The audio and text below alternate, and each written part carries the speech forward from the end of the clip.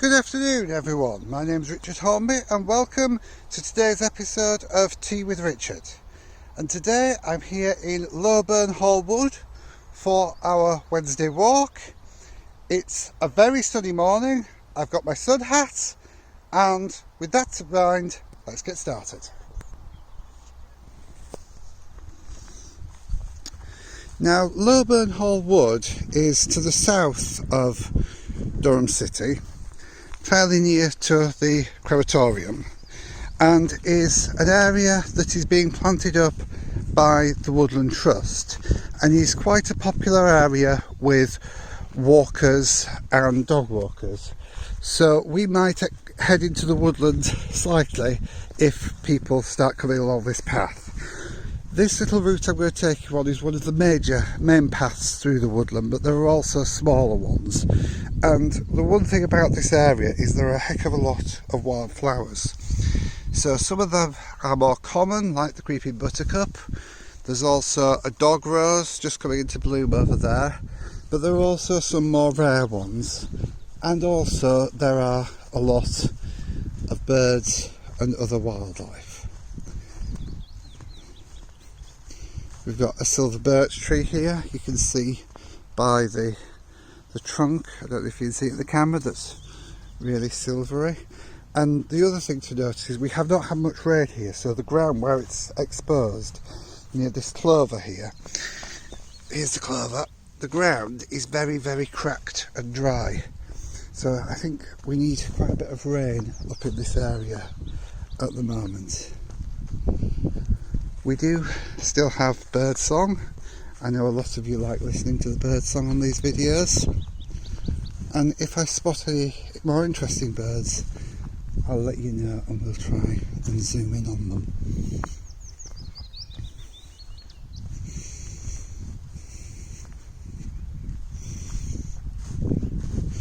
Although there were quite a few cars in the car park for the woodland, in fact the overspill was actually being used today. The woods themselves are very large, so there's a lot of space. So yeah, the more popular sites you might see people, but other than that, I think it will be quite quiet.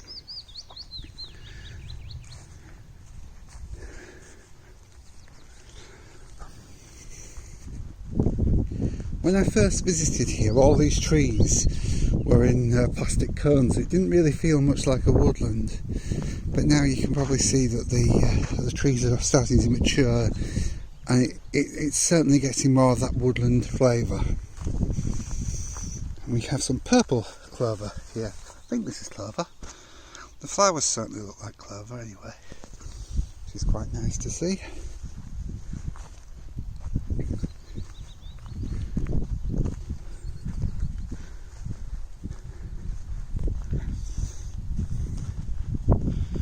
Now I'm looking for a little footpath on the left hand side to take in a little while,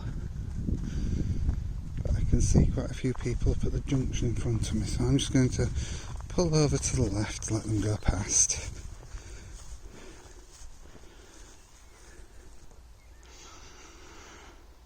We do have a lovely sky today, lots of sort of fluffy clouds.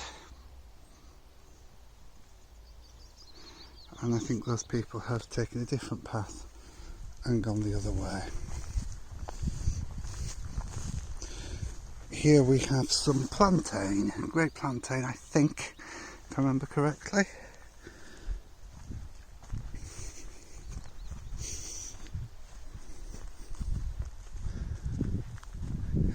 The trees that have been planted here are all British native trees. For instance, you've got silver birch, there's oak in here, there's beech in here.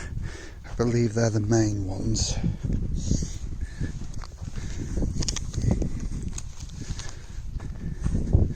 This land used to be farmland owned by Lowburn Hall Farm, which is way over behind those trees to the right hand side. But one of the nice things about this area is there are some lovely views, and we'll be getting to those in a moment. These are some more oak trees. For those people who don't know what oak looks like, that is the very characteristic leaves with these lobes that tell you that that is an oak tree. And there's another wild rose in the middle there. Here is the little campfire stone circle, and as far as I remember from my looking at the maps, we've actually got some engraving on those stones. I didn't realise that, and I will go and look up what that engraving is. But I believe this path through the woods is the one that I need to take now, because we are going to a particular place, and hopefully you'll see why in a minute.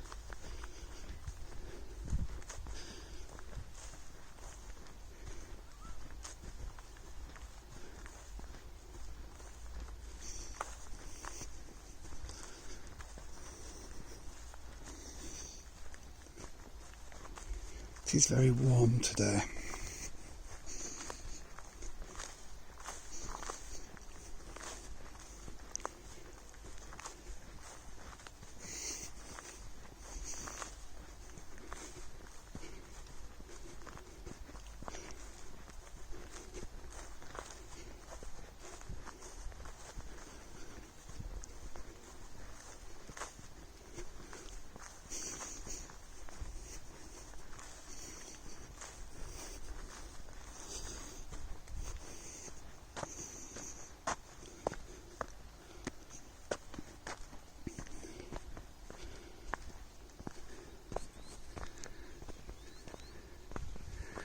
Now we've just sort of wandered outside the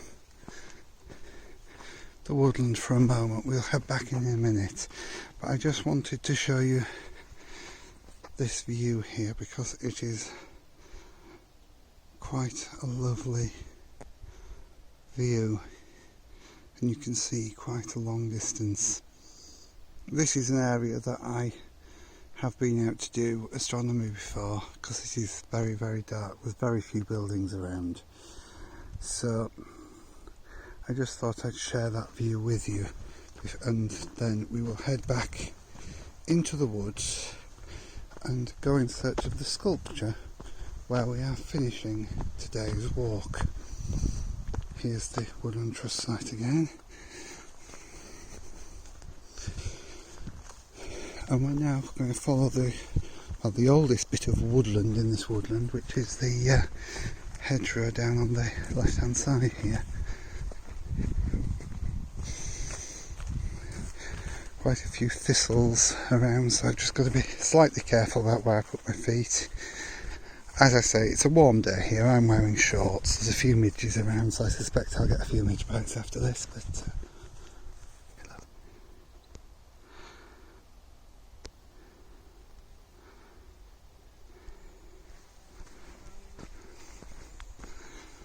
not sure what that bird was that just fluttering down the path in front of me.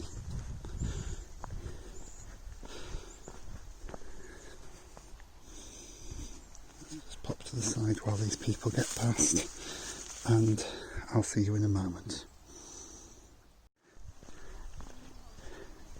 And we're back live again, just heading down the footpath after letting those people head past.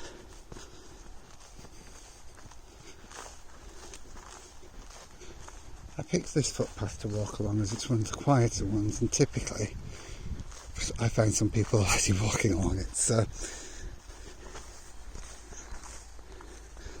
we have what look like more buttercups down there in this woodland.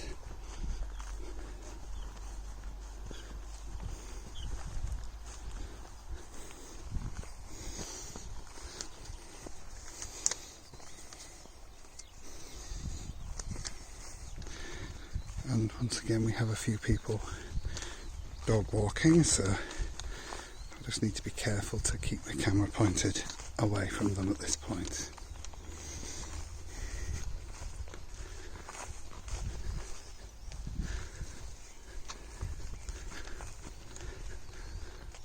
Looks to be a very lively spaniel.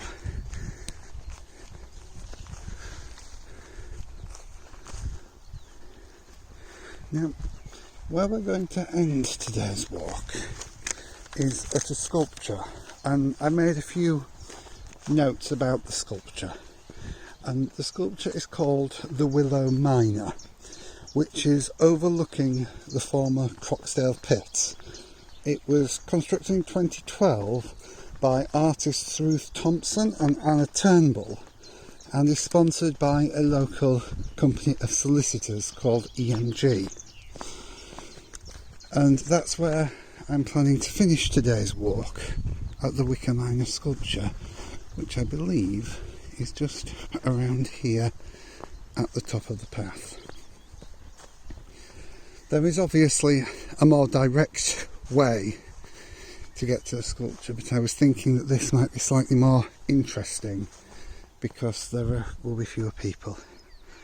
And you can see how this is going to be an area of green space within the woodland, which is set back over there.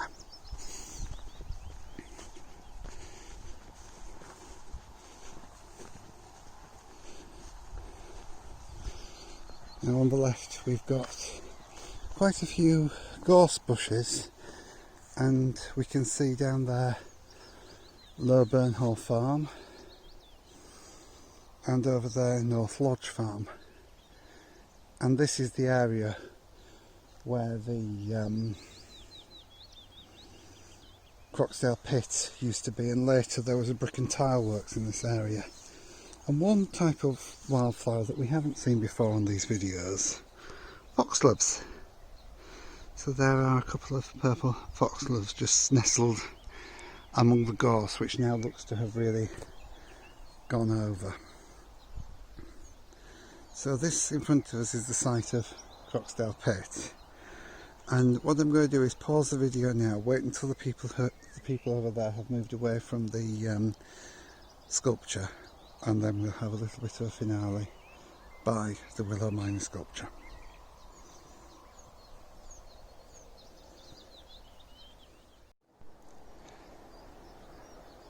And here we are now by the Willow Miner, and we can see him sitting proudly on this escarpment looking out over the gorse bushes. And you've got the A167 down there, and a building that you can just maybe able to make out behind the trees that, shall we say, has been in the news fairly recently. A lot of things in the Woodland Trust areas can be left as memorials, and as you can see, that these steps are no exception. These are Jean's steps. I've no idea who Jean was, but these steps next to the Wicker Miner are Jean's steps. And as you can see, and I go right next to him, the Wicker Miner is looking out over the valley at this viewpoint. So we've got the Burnhall estate is over to our right. We've got the Low Burnhall cottages down in the valley there. And obviously we've got hawthorn and gorse. And it's just a lovely viewpoint. There are birds, flycatchers I believe, flying around the area, and it's just a lovely view and a lovely place to end the walk. So I'll just head back down Jean's steps and I'll give you a shot of the Wicker Miner from the bottom of the hill, and then I'll finish off today's episode.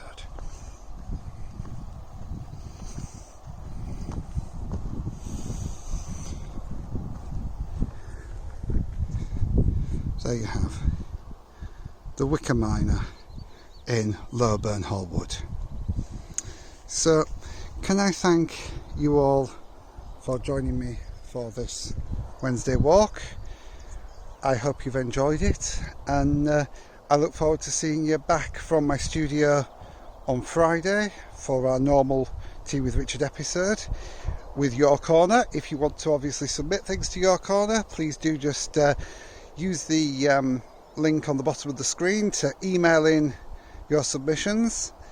Thank you once again for joining me, and I look forward to speaking to you on another episode of Tea with Richard. Have a good afternoon, everyone.